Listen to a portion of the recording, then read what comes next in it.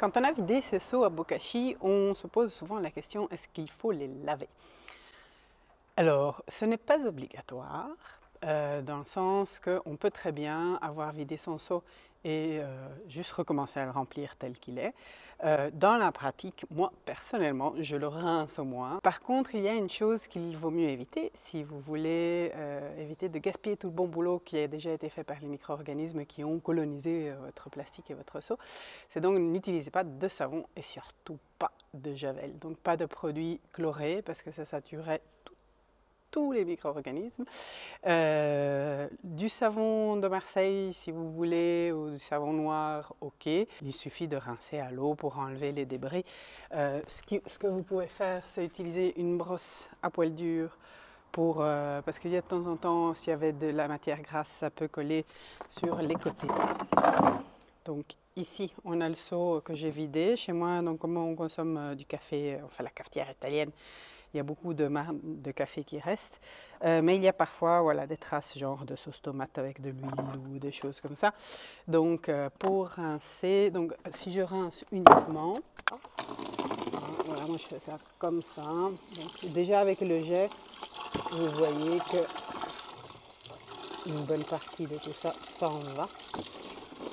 Alors si vous n'avez pas de robinet dans la cour ou sur votre terrasse, dans l'évier, normalement, le seau passe. Donc, et voilà, là, il y a mes plantes. Et moi, donc, voilà, ça, c'est la technique.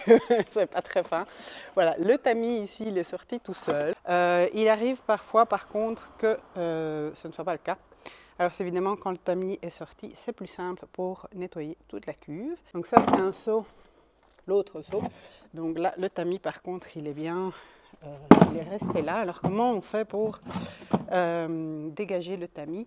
Il faudrait faire ça avec deux mains, mais normalement, voilà, un bon coup par terre et votre tamis est sorti.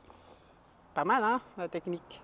Dans le seau, il y a des toutes petites encoches. Je ne sais pas si on les voit. Enfin, il y a des petites encoches sur le côté du seau qui font que le tamis reste bloqué. Si normalement il se cale tout seul en appuyant, à force de tasser.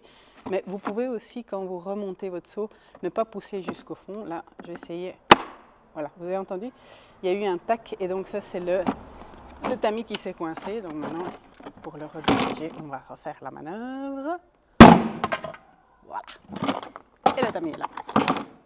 Ça fait du bruit. C'est pas génial, mais ça marche. Donc une fois qu'on a tout bien rincé et brosser si c'était nécessaire. Je conseille vivement de bien sécher les seaux. Donc soit vous les laissez comme ceci à l'extérieur quelques heures. S'il y a un peu de soleil, bienvenue, mais ce n'est pas nécessaire. Et si vous n'avez pas le temps, par contre, essuyez au moins l'intérieur des seaux et des tamis et des couvercles avec un chiffon, du papier, du journal, ce que vous voulez. Mais séchez-les parce que si vous refermez avec l'humidité, et vous remplissez, commencez à remplir, il y aura trop d'humidité et ça risque de faire sentir plus fort votre seau. Donc voilà. C'était le nettoyage des seaux à bokashi. Maintenant, une fois que tout est sec, c'est très facile. On repart à zéro. On prend le seau, le tamis et le couvercle. Voilà. Et c'est reparti pour un tour.